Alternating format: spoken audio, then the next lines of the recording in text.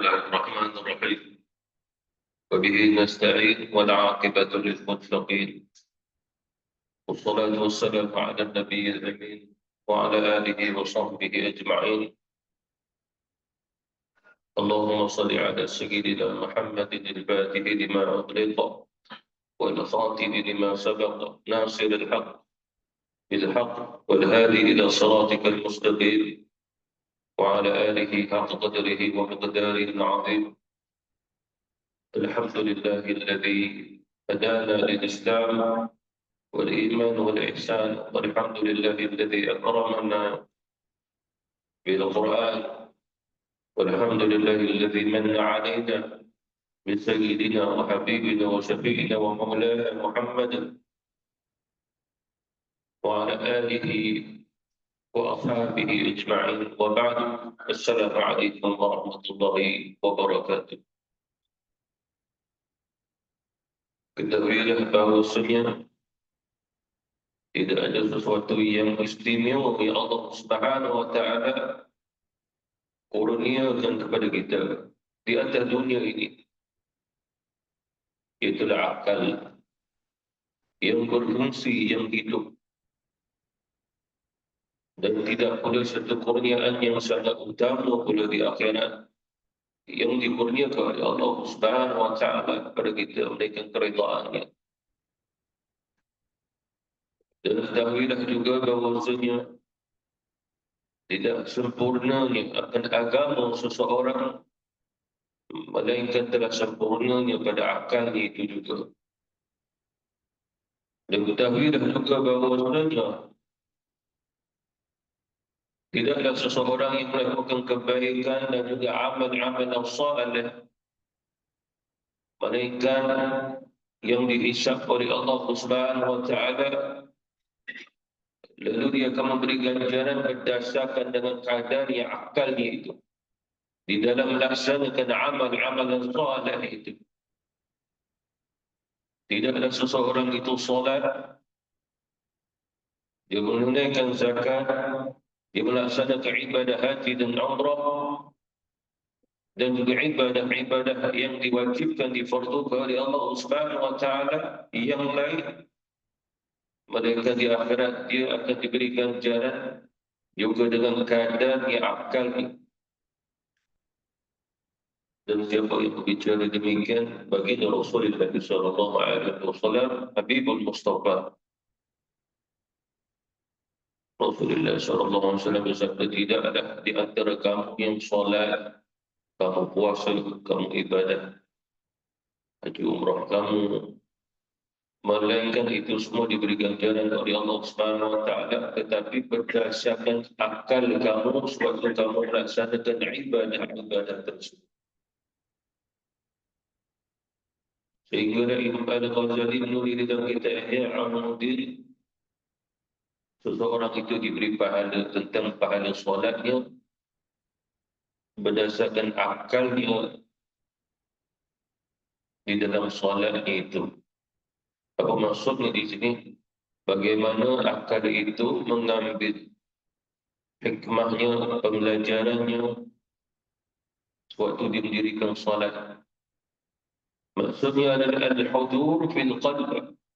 Hatinya benar-benar hadir, dia sedang menghadap Allah Subhanahu wa Ta'ala, wujudnya sebuahnya syuhud, kesedaran, maka berfungsi akalnya pada ketika itu. Maka Allah Subhanahu wa Ta'ala akan memberi pahala kepada.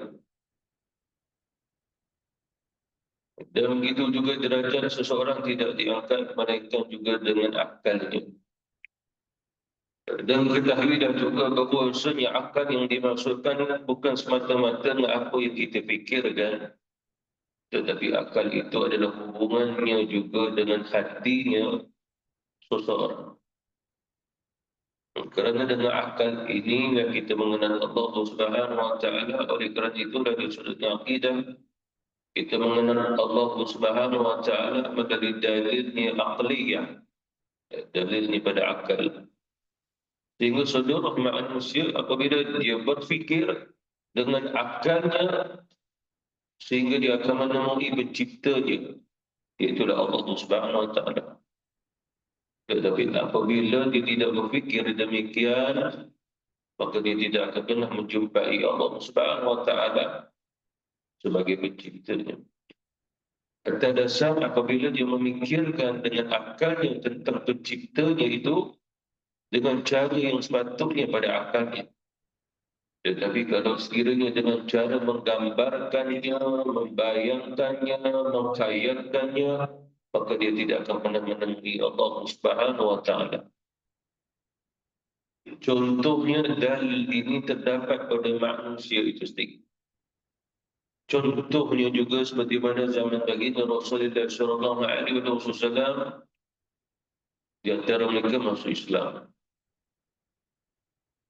Soalannya bagaimana mereka masuk Islam? Tidaklah mereka dengan hidayah daripada Allah Subhanahu wa taala. Sebelum hidayah itu sampai kepada mereka, apa yang ada pada dalam diri mereka, jawapan akal mereka itu. Apa maksudnya? Mereka menerima dengan apa yang disampaikan oleh baginda Rasulullah bahawa Allah lah yang menciptakan segala-galanya. Lalu mereka menerimanya. Mereka menerima dengan apa? Dengan akalnya. Ini adalah apa? Ini adalah dalil. Ini adalah dalil. Dalil yang lain seperti mana sebahagian orang hari ini mu'allaf yang masuk Islam. Di kalangan mereka itu ada di antaranya doktor, saintis. Lalu mereka masuk Islam. Lalu kita bertanya, apa yang menyebabkan kamu masuk Islam? Dorongan pada akal. Kerana akal ini memandu mengenal pencipta.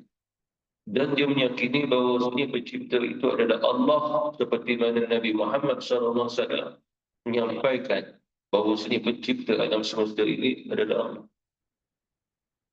Jadi dalil ini terdapat pada siapa? Pada akal. Dalil yang lain seperti mana orang buta. Di antara kita tidak tanya kepada orang buta yang kafir, melainkan kita tanya orang buta yang mukmin. Adakah kamu mengakui Allah Subhanahu wa taala pencipta? Ya, saya akui. Adakah kamu mengakui bahawa alam ini ada siang dan malam? Ya, saya mengakui. Adakah kamu pernah melihat siang dan malam? Tidak pernah. Adakah kamu mengakui bahawa warna putih itu adalah seperti mana warna yang susu? Kamu akui? Ya. Adakah kamu pernah melihat warna putih susu? Tidak pernah. Ini apa? Ini dalil kepada akal. Apa maknanya di sini?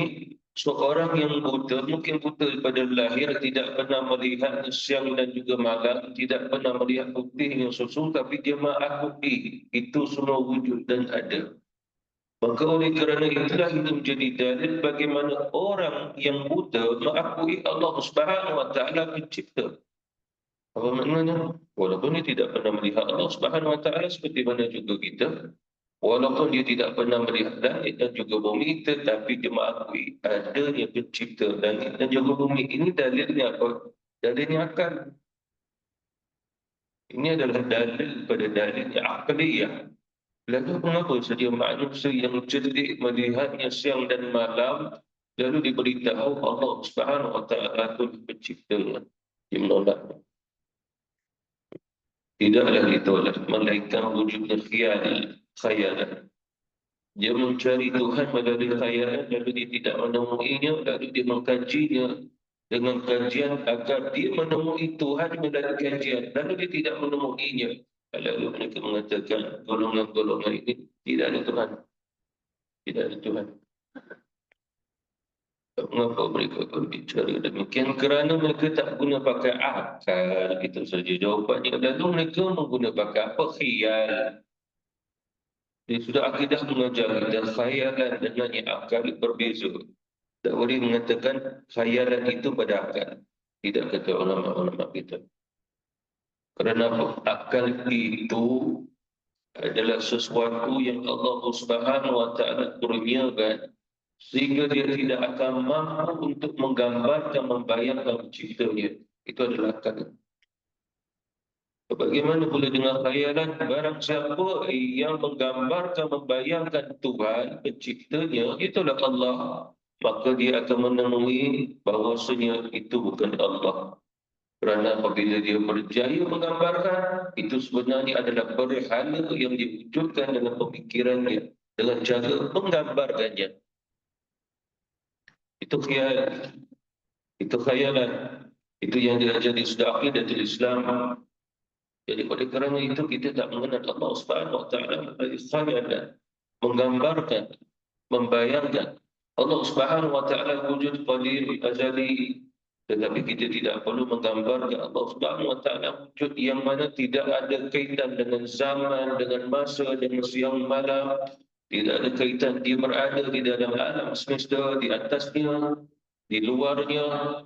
Tidak ada kaitan pada Allah Subhanahu Wa Taala, lalu digambarkan, dibayangkan tak berjaya. Bila tak berjaya, dia kata tidak ada Tuhan.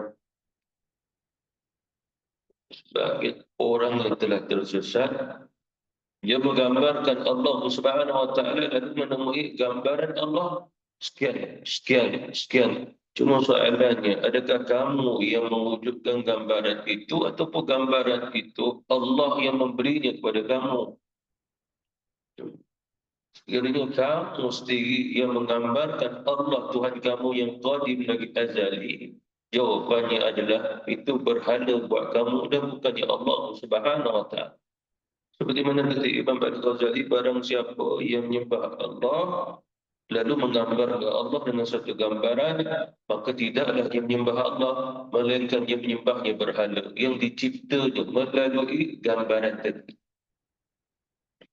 Jadi kita dilarang, oleh kerana itu wajib bagi kita memelihara akal kita, dan akal itu tidak akan menjadinya memiliki sebuah kekuatan melainkan dengan ilmunya, pengetahuan. Disebabkan ilmu tanpa dengannya satu akal, maka tidak dikira sebagai orang yang berilmu, sehinggalah dia memerlukan akal di dalam ilmunya. Seperti mana Rasulullah SAW menyatakan bahawa tentang solat. Solat itu adalah satunya amalan.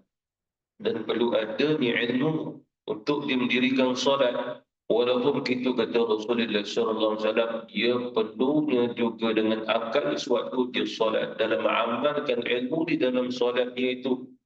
Apa maksudnya? Apabila dia solat, dia tahu dia solat. Apabila dia tahu dia solat, dia sedang bermunajat. Apabila dia tahu dia sedang bermunajat, maka dia sedang merintih, memperhambakan diri kepada Allah Subhanahu Wa Taala. Oleh kerana itu Allah perintah kita baca surah Al-Fatihah sampai dapat pada iyyaka na'budu. Itu tidak lain seperti mana kita membaca la ilaha illallah. Bila kita mengakui Allah Subhanahu Wa Taala saja pencipta, itu disebut sebagai la mawjud illallah. Tidak ada yang hakikatnya yang wujud melainkan Allah Subhanahu Wa Taala. Iyyaka na'budu wa iyyaka nasta'in. Iyyaka na'budu juga bermaksud la maqsud illallah. Maknanya tujuan kita, pengabdian kita, itu maksudnya tujuannya adalah untuk Allah Subhanahu Wa Taala dan bukan untuk tujuan selain daripada itu. Iyyaka na'budu, hanya kepadamu kami sembah, tidak lain melainkan dengan la ma'bud, tidak yang lain yang layak untuk diibadahi melainkan Allah Subhanahu Wa Taala. La ma'bud, la mawjud, la maqsud. Ini perlu di dalam jiwa dan hati kita bagi orang yang ada ma'rifat Allah dalam la ilaha illallah. Lalu Allah Subhanahu Wa Taala mempunyai walillahil mathalil a'la, satu perumpamaan yang sungguh-sungguh tinggi yang perlu kita pelajari melalui akal kita, seperti mana yang diajarkan oleh ulama-ulama kepada kita. Seperti mana contoh di antara kita, bila ada satu cahaya yang mengenai diri kita dan cahaya itu terhalang kerana diri kita, maka mewujudkan akan bayang-bayang. Ataupun satu objek yang mana cahaya matahari bersinar kemudian terhalang kerananya objek tadi, maka menyebabkan wujudnya bayang-bayang.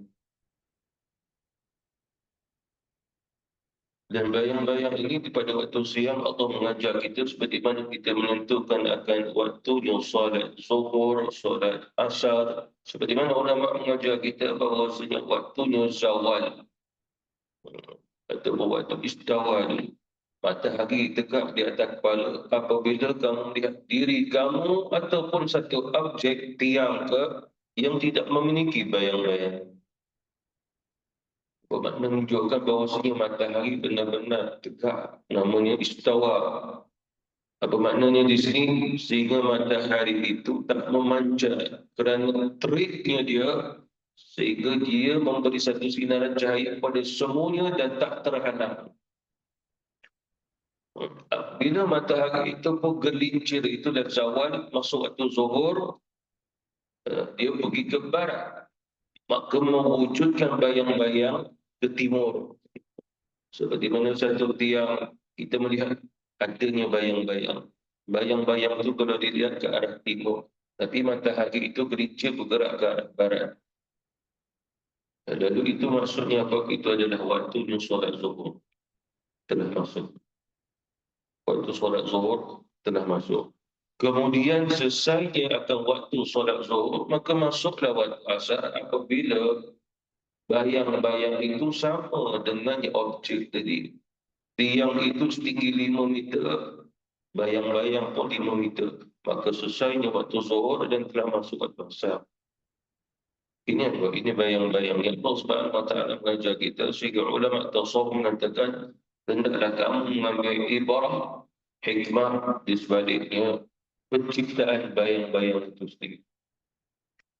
Seperti mana kamu melihat diri kamu di hadapan cermin.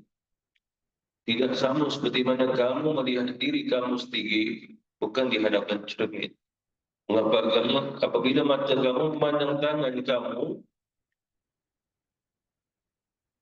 maka kamu telah melihat diri kamu yang sebenarnya. Tetapi apabila kamu memandang tangan kamu yang ada dalamnya cermin itu, maka kamu hanya sekadar melihat sebuah gambaran, tapi hakikatnya tidak.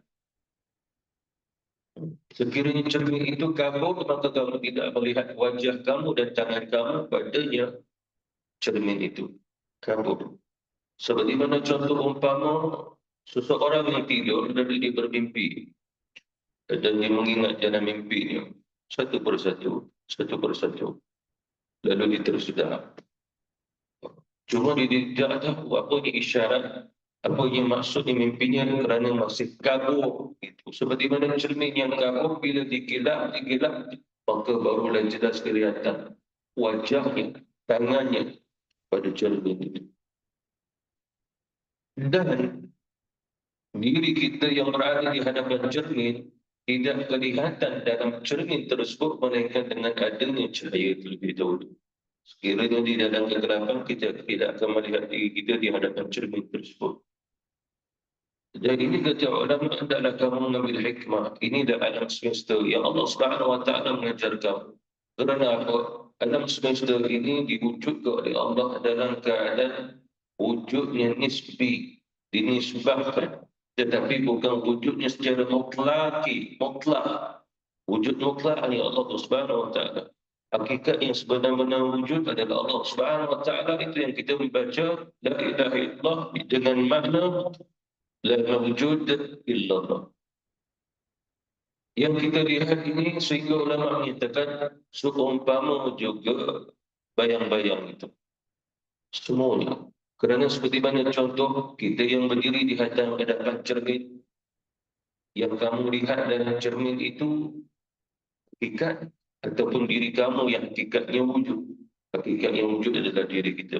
Begitu juga kamu, sebelah kamu adanya bayang-bayang kamu, hakikatnya siapa? Bayang-bayang ataupun diri kamu? Jawapannya adalah kamu, bukannya bayang-bayang. Cuma bagaimana bayang-bayang itu muncul kerana adanya cahaya. Dan yang lain kerana adanya kita. Maksudnya bahawa bayang-bayang kita tidak akan wujud melainkan diri kita ada dan cahaya membaca. Terhalang kerana diri kita maka mewujudkan bayang-bayang. Lalu ini adalah perumpamaan dunia ini sendiri. Apa maknanya? Dunia ini perlu ditafsirkan. perlu ditakwilkan, perlu dijelaskan agar manusia itu mengetahui Allah Subhanahu wa taala menciptakan manusia sehingga manusia melihat tidak lain dia sebagai hamba Allah Subhanahu wa taala yang dicipta, yang diwujudkan oleh Allah Subhanahu wa taala seumpama bayang-bayang itu seluruhnya, seumpama bayang-bayang itu. Maknanya adalah seperti mana contoh tadi, kalau sekiranya tidak ada kita, maka tidak ada bayang-bayang kita. Maka begitu juga sekiranya tidak adanya Allah, maka tidak adanya alam semesta ini. Lalu alam semesta yang kita lihat yang berseumpama zillillah. Bayang-bayang Allah Subhanahu wa taala di sudut majaz, kiasan, bukan yang hakiki, bukan yang sebenar hak. Tetapi ini semua mengajar kita bahawa sebenarnya ini semua dicipta oleh Allah Subhanahu wa taala. Sehingga di kalangan arif billah, di kalangan awliya Allah Subhanahu wa taala, apabila mereka telah sampai ke fahaman akal yang seperti ini, lalu mereka melihat yang apa saja yang berada dalam alam semesta ini umpama bayang-bayang dan menjadi hakikat di dalam bayang-bayang penciptanya Allah Subhanahu wa taala. Lalu apa maksudnya? Dia melihat langit, dia melihat Allah Subhanahu wa taala, dia melihat alam ini, dia melihat Allah Subhanahu wa taala sebagai pencipta. Apa maknanya?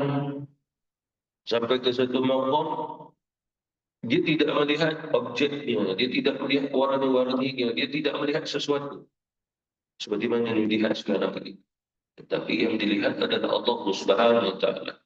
Tetapi bukan menunjukkan yang dilihat hakikatnya al-haq, kewujudan Allah Subhanahu wa taala, tetapi yang dilihat al-khaliq, Allah yang Maha Pencipta pada alam ini. Bagaimana kita memahaminya? Kita memahaminya melalui kitab Allah Subhanahu wa taala. Dan ini tidak lain melekat pada akal seseorang. Sehingga kata Rasulullah SAW, kemuliaan seseorang itu pada agama, kebijaksanaan seseorang pada akal dia. Itu kata Rasulullah SAW. Jadi umat Islam perlu bijaksana dalam mengenal Allah Subhanahu wa taala. Dan tidak lain, jangan memperjahilkan dirinya dengan meninggalkan ilmu ma'rifat Allah Subhanahu wa taala. Kita berjubah semalam, berjubah Jumaat pun berkaitan dengan ma'rifat Allah. Sifat wajib pada Allah adalah wujud. Dan Allah Subhanahu wa taala cipta alam untuk menandakan tentang dalilnya naqliyah. Padahal kitab Allah Subhanahu wa taala. Dalil naqliyah itu yang datang daripada Allah Subhanahu wa taala. Dalil aqliyah pada akal itu. Kita melihat, kita berfikir, nama aku ini ciptaan Allah Subhanahu wa taala. Bahkan seluruhnya. Bahkan kita melihat diri kita yang pertama, bukan semata-mata melihat diri kita. Yang pertama adalah diri kita menjadi wasilah dalam mengenal Allah Subhanahu wa taala. Seperti mana firman Allah Subhanahu wa taala, sanurihim ayatina fil afaqi wa fi anfusihim hatta yatabayyana lahum annahu al-haqq. Kami akan memperlihatkan kepada mereka, maksudnya kita, tanda-tanda kebesaran kami adalah tanda kewujudan Allah Subhanahu wa taala sebagai Al-Khaliq fil afaq. Al-afaq semua dari tempat. Kita pun termasuk juga. Dan ini adalah makhluk Allah Al-Khaliq. Wa fi anfusihim, dan begitu juga diri mereka, maknanya diri kita. Allah Subhanahu wa taala memperlihatkan kebesarannya, kehebatannya pada diri kita. Kerana apabila kita melihat diri kita, maka kita akan melihat kebesaran Allah Subhanahu wa taala. Seperti mana contoh akal kita, pada otak kita, pada hati kita, apa yang berada dalam tubuh badan kita, maka ini semua tidak boleh dicipta oleh sesiapa pun. Bahkan khayalan seseorang tidak boleh dicipta orang lain dengan berkhayal dengan khayalan yang sama. Contoh ada dua orang. Cuma cuba bayangkan kuda terbang. Dia bayangkan itu seekor kuda, dia bayangkan burung yang besar. Ambil dua sayap, taruh dekat kuda. Lalu dia pun cuba lukis apa yang kamu gambarkan, lukis. Kamu pun sama juga, kuda terbang. Lalu keduanya pun melukis. Bila dia melukis, maka didapati kedua-duanya melukis dengan gambar yang berbeza. Begitu juga kalau 1,000 orang yang menggambarkan kuda terbang, semua akan melukis dengan 1,000 lukisan yang berbeza. Kerana akal manusia ini tak disamakan, termasuk khayalan dia. وفي أنفسهم حتى يتبين لهم أنه الحق. Sehinggalah jelas buat mereka, inilah buat kita bahawasanya yang sebenar-benarnya wujud yang menciptakan annahul haq. Allah Subhanahu wa taala al-haq. Awalam yakfi bi rabbika annahu ala kulli syai'in syahid. Maka cukup bagi Allah Subhanahu wa taala yang menyaksikan ini semua. Manusia tidak memerlukan minta dalil itu, dalil ini. Apakah dalil yang tandanya Tuhan itu wujud? Tidak perlu bertanya, sedangkan Allah Subhanahu wa taala menyatakan dalil kewujudan Tuhan wa fi anfusihim. Pada diri kamu sendiri itu dah ada dalil kewujudannya Tuhan yang menciptakan kamu. Cuba tanya dia kembali, pergi tanya kepada orang buta di antara mereka, cuba tanya, kamu tahu tak warna merah? Warnanya bagaimana? Saya tidak tahu warna bagaimana, cuma saya percaya adanya warna. Adakah kamu pernah lihat orang tersebut? Tidak pernah. Lalu ditanya kepada orang buta pun boleh jawab. Jadi begitu juga mengapa kamu tidak mengakui Allah sebagai pencipta. Kamu boleh mengakui warna merah yang wujud, tapi kamu tak boleh mengakui Tuhan yang wujud. Ini apa? Inilah kejahilan manusia yang sungguh-sungguh jahil. Tidak ada kejahilan mereka, ini yang terjahil sekali. Ini yang terjahil sekali. Seperti mana katanya Wahbah Munafik, tidaklah Allah Subhanahu wa taala yang disembah, melainkan yang paling utama adalah pada akal dia. Apa maksudnya di sini? Allah Subhanahu wa taala pun kita sembah melalui akal kita. Oleh kerana itulah akal paling mulia. Siapa mengatakan demikian? Allah Tabaraka wa taala. Dalam hadis sahih kata Rasulullah, Allah Azza wa Jalla berfirman, setelah Allah menciptakan akal, wahai akal kemari, lalu dia pun datang. Wahai akal pergi, maka akal itu pun pergi. Kemudian Allah Subhanahu wa taala memanggilnya lagi, kemari, lalu dia pun datang kepada Allah Subhanahu wa taala. Lalu Allah berfirman, kata Rasul, tidak ada sesuatu yang paling mulia diciptakan olehkan kamu, akal diri. Tetapi jangan digambarkan cuma pada hikmahnya Allah Subhanahu wa taala menciptakan akal. Bahkan antara hadis sahih juga yang disabdakan oleh baginda Rasulullah sallallahu alaihi wasallam, antara yang awal dicipta oleh Allah Subhanahu wa taala adalah akal. Jadi apa maksudnya di sini? Walaupun kita tak boleh menggambarkan hakikatnya penciptaan akal, cuma kita wajib beriman akal benar-benar Allah mencipta. Dan akal itu sekarang ini sedang berada dalam diri kita. Lalu bagaimana kita nak mengetahui kita ini berakal atau tidak? Jawapannya kata ulama, bagaimana kamu menghubungkan akal kamu dengan yang wahyunya. Kita Allah Subhanahu wa taala. Disebabkan Quran itu nur. Lalu apabila seseorang itu lazimnya dengan kitab Allah Subhanahu wa taala akan mewujudkan nur pada akalnya. Akan tetapi seperti mana di baginda Rasulullah SAW tentang orang yang solat, dia perlu solat dengan akalnya.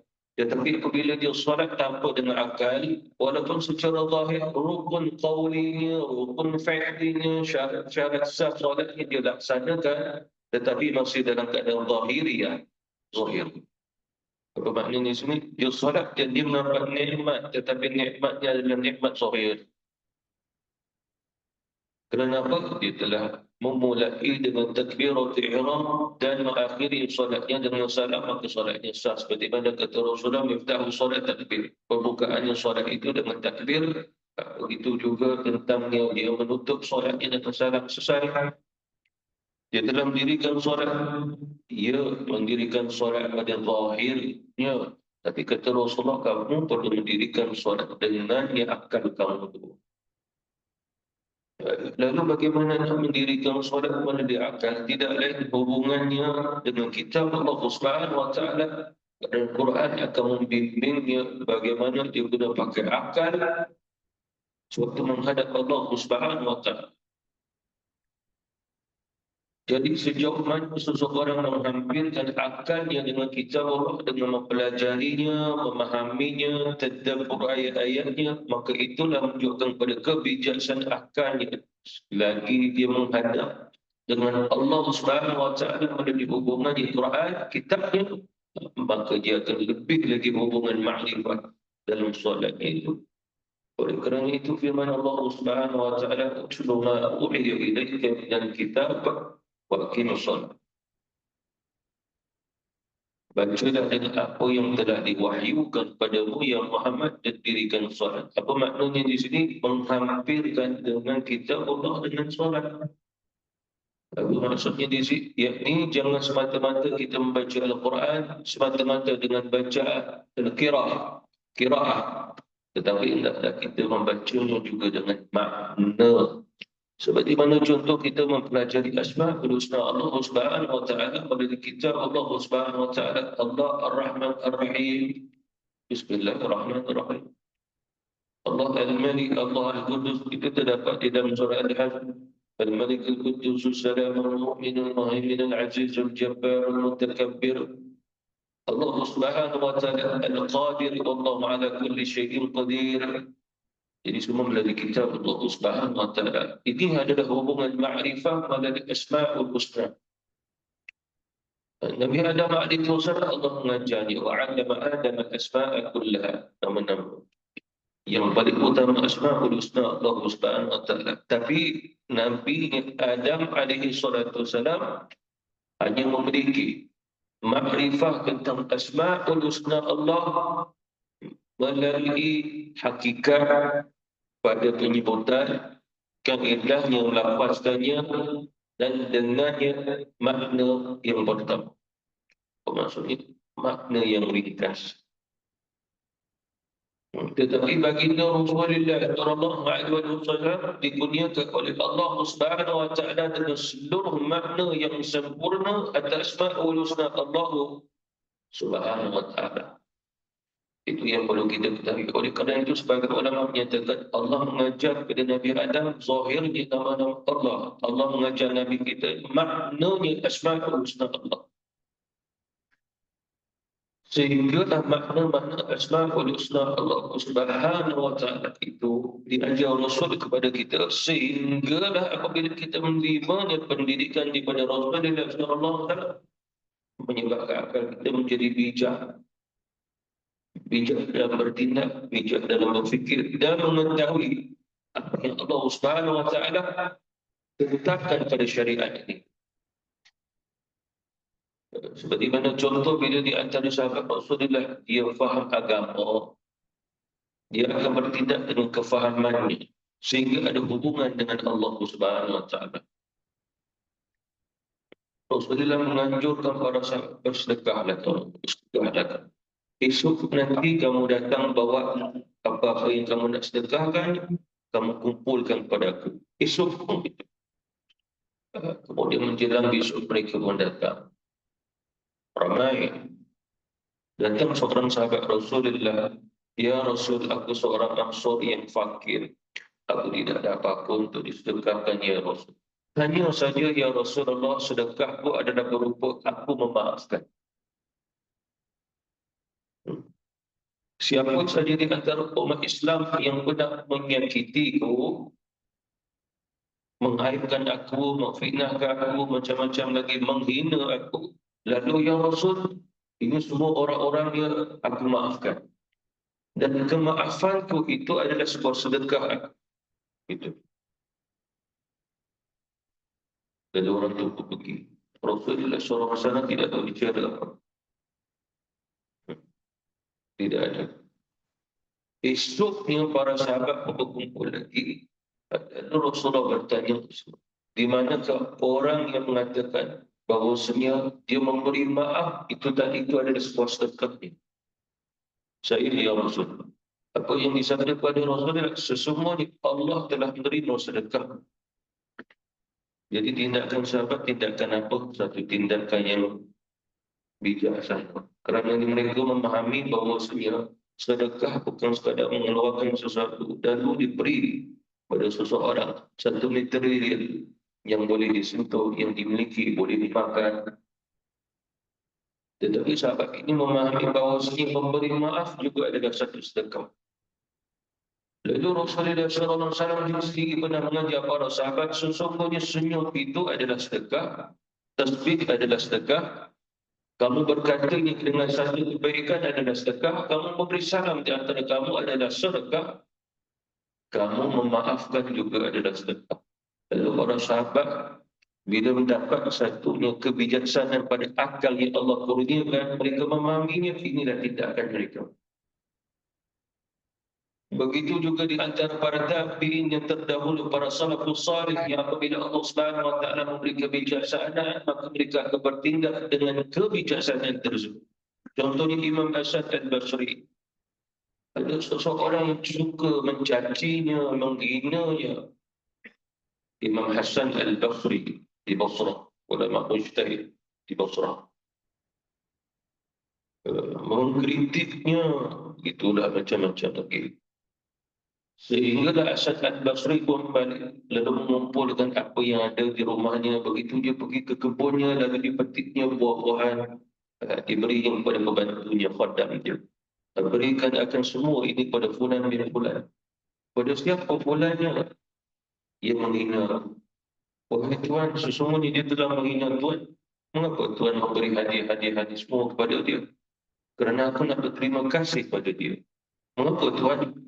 Kerana dia menghinaku, aku sabar, aku dapat pahala. Dia mengkritikku, aku sabar, aku dapat pahala.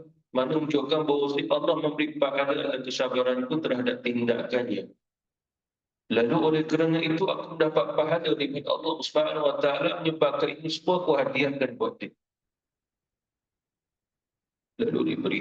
Bila diberi, lalu ditanya orang itu, daripada siapa ini? Daripada Hasan al-Basri, yang ini adalah hadiah kepadamu kerana kau mencacinya, menghinanya, kerana baginya adalah itu adalah semua adalah pahala untuk. Lalu orang itu datang dan meminta maaf kepada Hasan al-Basri. Jadi maksudnya apa? Itulah tindakan orang yang bijak. Kalau sekiranya kita tidak demikian, mestinya nyaman-nyaman kita. Orang hari ini sampai 150 juta yang meminta. Jadi apa maksudnya di sini? Maknanya orang yang bijaksana tindakannya nampak hikmahnya. Kerana orang yang bijaksana bila bertindak hikmahnya, dia membawa akal manusia kepada syariat ini, pada Allah Subhanahu wa taala dan juga Rasulnya. Sehingga membawa kepada sabda Rasulullah sallallahu alaihi wasallam, memberi maaf adalah sedekah. Jadi maksudnya apa di sini? Inilah tindakan orang yang bijaksana. Oleh kerana itulah kata Rasulullah sallallahu alaihi wasallam, apabila Allah mengenali kebaikan pada seseorang, maka Allah Subhanahu wa taala akan memberi dia faham agama dan mengilhamkan baginya kebijaksanaan melalui akal dia. Jadi setiap tindakan yang nampak kebijaksanaan, kerana apa? Kebijaksanaan itu membawa kepada yang memberi bijaksana itu sendiri, Allah Subhanahu wa taala. Jadi maksudnya tindakan-tindakan ini membawa kepada Allah Subhanahu wa taala. Seperti mana firman Allah Subhanahu wa taala, wa ila Allahi turja'ul umur, seluruhnya kamu akan kembali kepada. Jadi tindakan orang-orang soleh yang berakal ini semua membawa kembali kita kepada Allah Subhanahu wa taala. Dalam ayat yang lain Allah Subhanahu wa taala berfirman, wa ilaihi yurja'ul amru kulluhu, dan seluruhnya ini semua akan kembali kepada Allah. Lalu orang-orang yang berakal tadi, orang yang bijaksana tadi, dia akan memahamkan kita dengan agama, dengan itu, dengan ini, sehingga kita semua kembali kepada Allah. Fa'buduhu, lalu kita menyembah Allah, wa tawakkal alaihi, kemudian bertawakal kepada Allah Subhanahu wa taala. Inilah kita perlu ke orang-orang yang bijak tadi. Disebabkan di Rasulullah sallallahu alaihi wasallam, Nabi bersabda, Sesungguhnya orang yang bijak itu pada akalnya adalah sekiranya dia melihat manusia dalam keadaan bertelingkah, maka dia hadir bagaimana nak menyelesaikan pertelingkahan tadi. Itu orang yang bijak, kata Rasulullah SAW.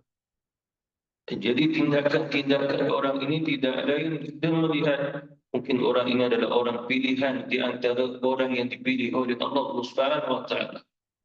Yarfa'illahu alladhina amanu minkum walladhina utul ilma darajat. Di antara kita ada orang yang diberi ilmu, maksudnya akal yang bijaksana, sehingga Allah mengangkat derajatnya. Dan apabila dia berbicara, maka menghubungkan perbicaraan dia dengan Allah Subhanahu wa taala. Oleh kerana itulah menghubungkan diri seseorang dengan kitab Allah memberi kebijaksanaan pada dia. Seperti mana kata Ka'ab al-Ahbar, dia mengatakan bahawasanya akal manusia itu dipercaya sekiranya menghubungkan dengan Quran. Tetapi apabila menjauhi Quran, maka terpadam cahaya. Bila terpadam, maka akal itu wujud. Tapi kebijaksanaan itu tidak wujud. Maka wujudnya adalah kebodohan dan juga kejahilan. Jadi oleh kerana itulah kita memerlukan Allah Subhanahu wa taala dan juga Rasul, orang-orang yang soleh dengan kata-kata di lidah mereka untuk menyandarkan kita bahawasanya nikmat yang agung yang Allah Subhanahu wa taala beri kepada kita adalah nikmatnya akal itu. Yang berada mungkin di minda kita, berada di jiwa kita, berada di hati kita. Yang tidak ada itu semua adalah satu kurnia nikmat yang sungguh luar biasa yang Allah Subhanahu wa taala berikan kepada kita, sehingga wajib bagi kita memeliharanya. Jangan sampai kita bertemu Allah dalam keadaan hilangnya akal tersebut. Seperti mana dalam satu hadis sahih Rasulullah SAW bersabda, sesungguhnya kamu nanti di dalam barzakh akan dikembalikan akan akal kamu. Ya Rasulullah, akalnya bagaimana sekarang ini?